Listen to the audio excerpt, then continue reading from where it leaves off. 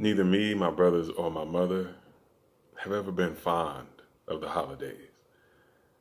We never had that bond that I used to envy with other families. I was spared the drama my brothers had to endure and never really got inducted into my mother's side of the family. It made me yearn for what I didn't have.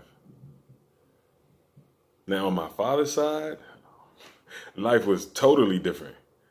I had family around every corner in Jersey City. Reunions happened annually. Most of us went to the same church every Sunday, also in Jersey City, on Communipal Avenue. Afterwards, we all went to my grandmother's place to eat, and the food was never a disappointment. My nana could really cook. I had no favorite dish because I loved them all, except the chitlins. But whatever love I was missing from my father, I could get from his mother, his sisters, his brothers, or any one of my cousins. Sometimes I wonder what life would have been like if my mother wasn't so overbearing. Would I resent her now in the same way DJ and Dino do? But Larry never showed me any resentment in the short amount of time I was able to know him. And the older I get, the more I realize that Larry had become the leader of this family. Now that he's gone, we've lost our way.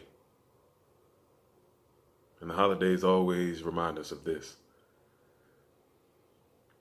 The plan for Christmas this year was for the three of us to meet at Mommy's for a small dinner.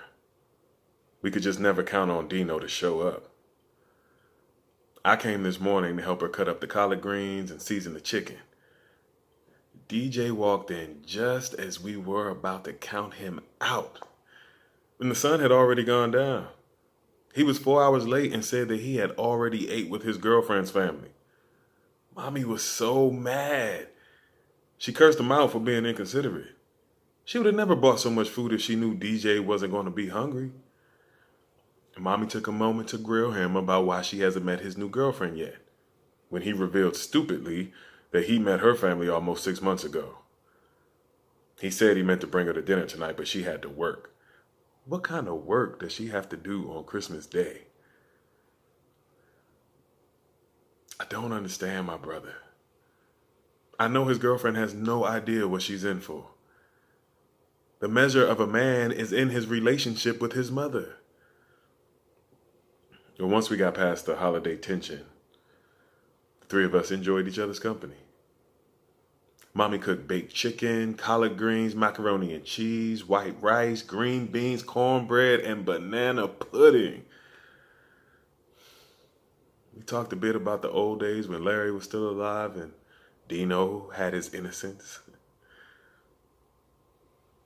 DJ was close to tears. Larry was his rock he could always lean on. Dino looked up to Larry too. I wonder if DJ realizes that I used to look up to him in the same way. With no gifts to exchange, the three of us parted ways. DJ went off to pick up his girlfriend from work. I went over to Jordan's to say Merry Christmas before coming back home. Mommy turned in early, as usual. Her curfew continues to get shorter the older she gets. It's okay, though. I got the chance to speak to Brian briefly without my mother interrupting because she wasn't getting all my attention. It's the old guilt trip of, I don't get to see you that often as is. If there's one thing I've learned from being raised by my mother, it's that you do what she says to do in her house or get out.